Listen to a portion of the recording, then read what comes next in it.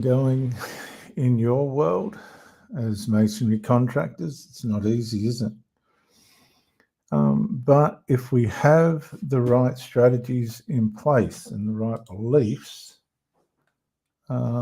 we can get there. We can do it. Just let me. Now, one of the great principles of the New Testament, the Christian scriptures, the golden rule, which everybody knows, is to love your neighbor as yourself. And there's a tremendous amount of wisdom in that. The wisdom is that we are responsible and accountable for the way that we treat ourselves. Now, this is an interesting concept, isn't it? The way we treat ourselves. The problem is we are not all too often treating ourselves the right way. This is the great commandment. Love your neighbor as yourself. Now, this can be the dark room. Good day, Paul. This can be where it all starts and finishes, because human nature is disintegrative. And you'll see this when you hire people. They'll go all right for a month or so, and then they'll start to disintegrate. And you haven't got, usually we don't have an explanation for this, but it's human nature. There's a side to human nature that's disintegrative, that takes things for granted, that falls away from our expectations. And this happens in business relationships, intimate relationships, friendships, because what we don't want to face is the fact that human nature in its sinfulness, and that's a dirty word, isn't it? Sinfulness is degenerative. And maybe you've been called a narcissist or this kind of thing by somebody. People don't understand what narcissism is. Narcissism is when somebody comes in and they put on a fantastic performance, then they begin to devalue the position and the trust that they're being given and the commitment that's been made towards them. And then they put themselves in a situation where they get rid of you or you get rid of them. So it starts off with a love bomb. Then the devaluing part begins. And then the discard phase ensues. And it happens in most of our walks of life, and people can't explain it. Everything seemed all right, and then all of a sudden this person started to disintegrate. Yes, I gave Elliot, I gave your number to somebody. I don't know if they did contact you. And you better put your number up, Elliot. Put your phone number up, please. At Newcastle Pressure Washing and Dog Wash. I gave your number to a fellow. I don't know if they contacted you or not, but yeah, I do put it out there. Nevertheless, the love your neighbor as yourself golden rule is very confronting, because we can be helping everyone around us. We can be running after the builder at prices that are not going to reflect responsibility when we come home to the missus, and you don't really want to show her what you've made because it's just not representative of the work that you've put in. That's not loving your neighbor as yourself. Loving your neighbor as yourself is not necessarily to do with charity. It's to do with wisdom and power and might, along with a whole lot of other things. But if you're not the best version of yourself. If you're not running yourself in every aspect and respect as well as you can, and you might think this is a joke. It's not a joke. It's real. The sand in the hourglass is running out, guys. You better get your act together. This is what's going to happen. You're going to live in a disintegrative environment. How many of you guys have been on a site? The supervisors started off great, and as the job wears on, the attitude and the respect and everything of the supervisor disintegrates towards you, and you become devalued, right? And sometimes you want to remove yourself, or you get discarded for no reason. That's a pathology. That's an illness that runs through the construction industry, and it's painful and it hurts. I remember a career bricklayer, professional, one of the top in the trade in my area, Rod Till. I don't think you'll mind me using his name. Rod Till said one of the hardest things he had to contend with was the attitudes, the psychological abuse on sites. And many of you have dealt with this on a weekly, monthly, and sometimes daily basis. If somebody, when I was trying to run teams, and I mean it when I say trying, because a lot of people just haven't done the work on themselves. They haven't loved themselves enough to remain consistent in anything. And what I mean by that is you'll get a new labourer and you'll go, this guy's great. He'll be running left, right and centre and everywhere, getting everything done. And then you start to see, and it's unfortunate that they start to wear out. They've come in with the love bomb. They've come in to impress. Women do this, men do this. And then by nature, they start to disintegrate.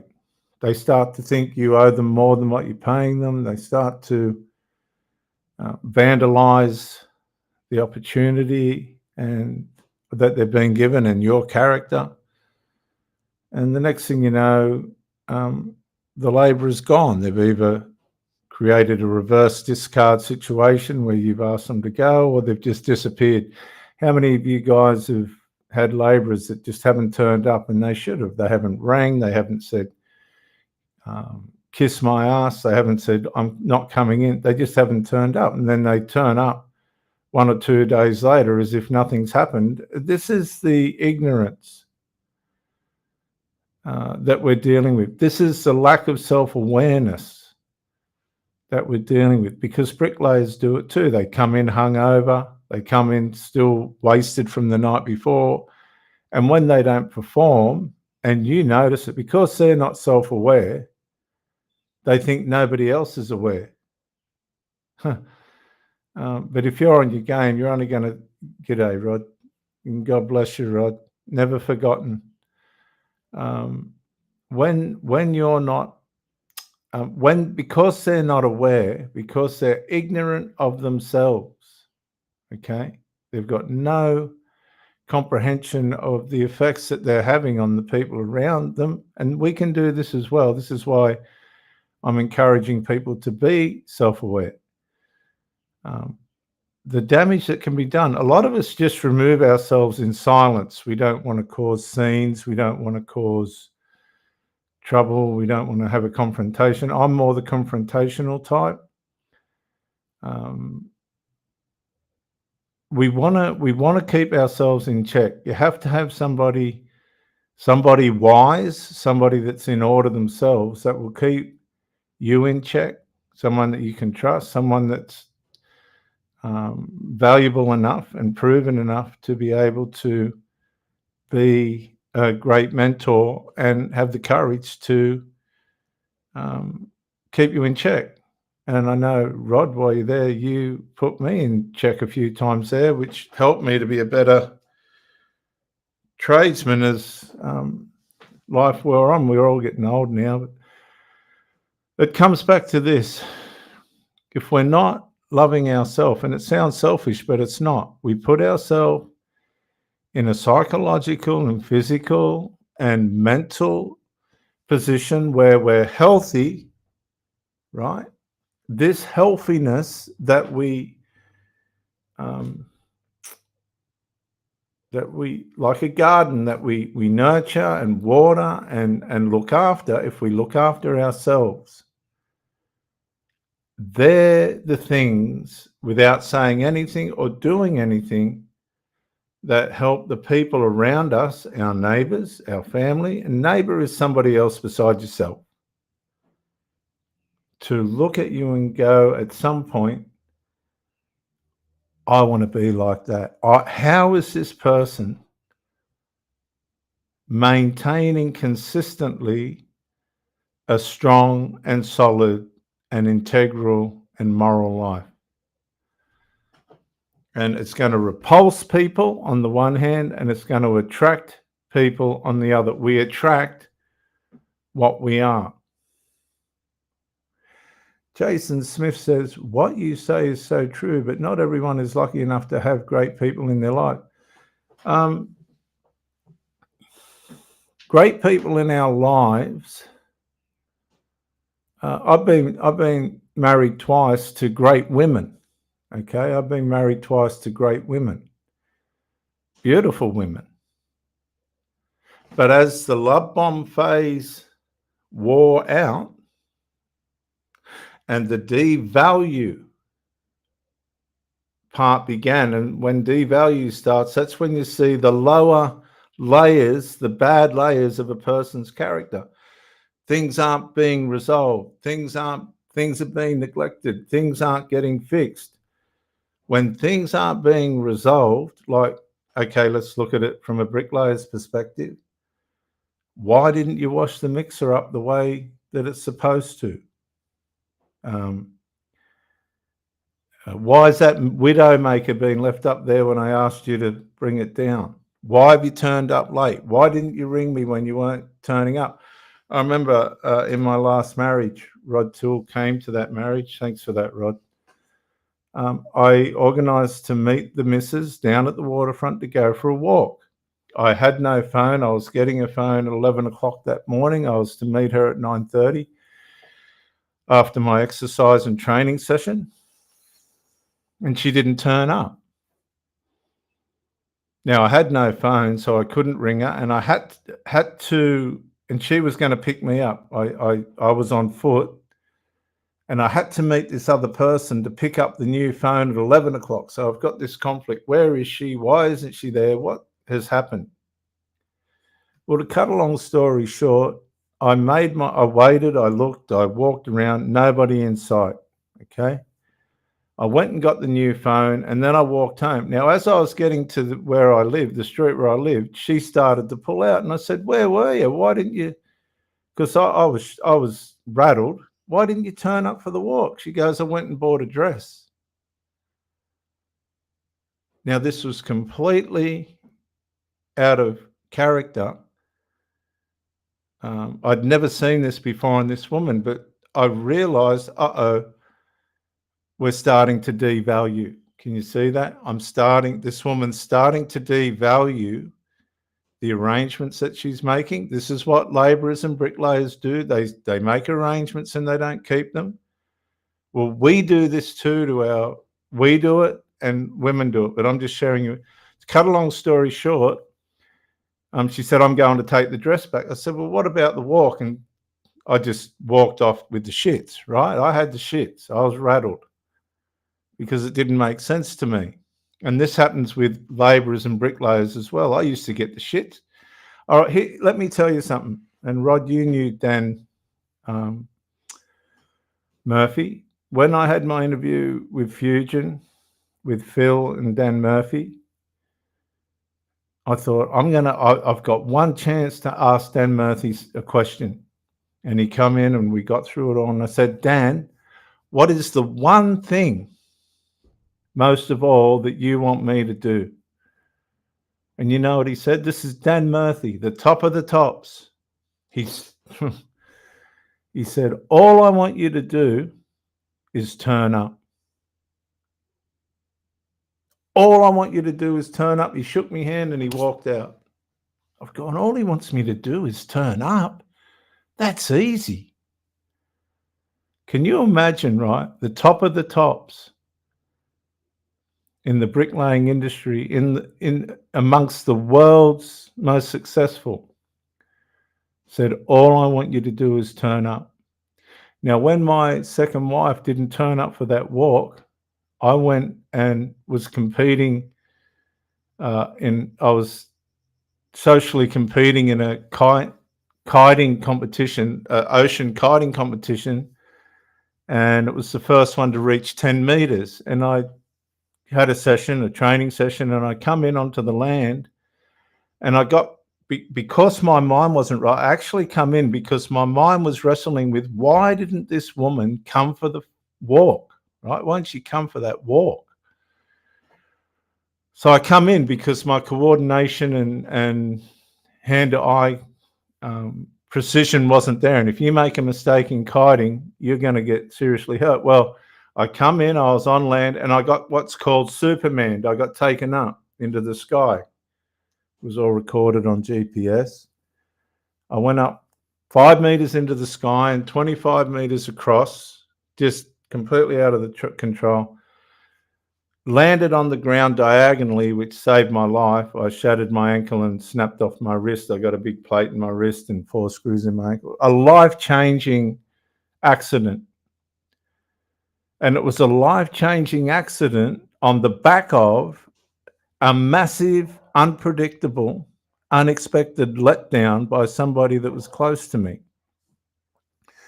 Now, this is why it's important to resolve things as you go along. So this is the same day that the woman didn't turn up for the walk. Now, the next thing, I'm in hospital, tubes hanging out of me. Oh, she come in, and I said, why the effing hell didn't you come for that walk?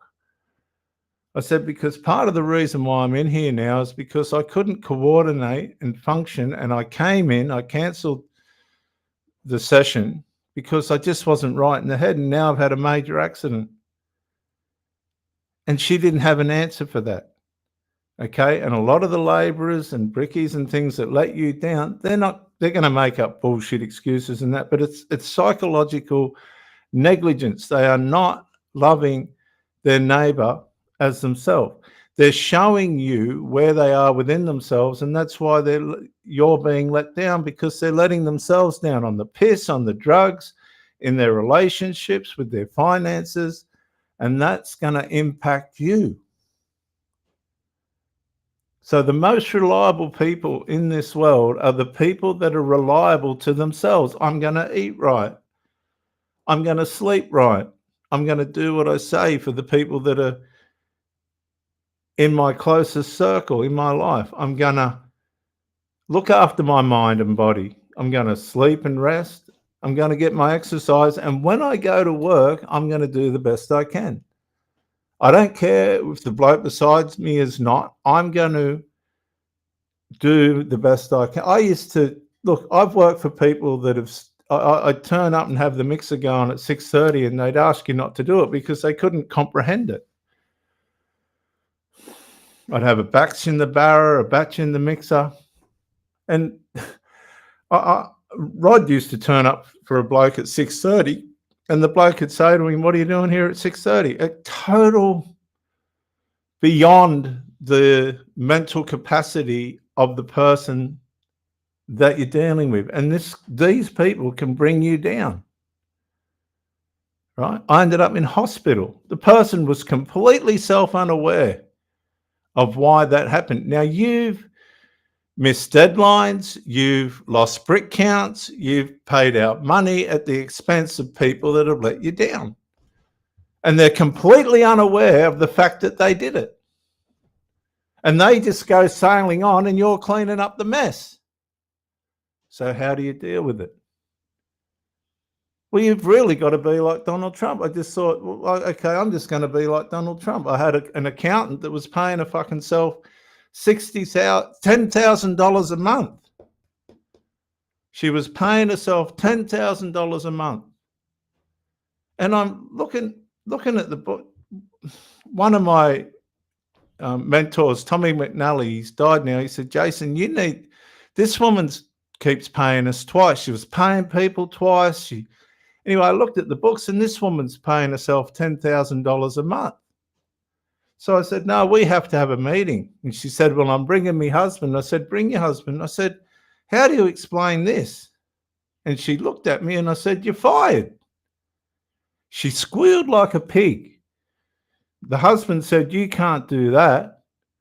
I said, can't I? See ya. You know what happened to the woman I was married to? She never come good. And you know what I said? I said, no, I can't live like this. This is not the person that I married. See ya. And it all comes at a price. Your price. The longer you let these things go on because you're not respecting yourself, you're allowing people to treat you the wrong way, you've got to have boundaries. And you have got to be honorable to the boundaries that are at a standard that's fair, right? That you live by, and that people, if they're in their right dimension in life, the baseline for good living, should be able to adhere to. And those people are hard to find. I'm Pro Bricky. I hope this helps. Love you,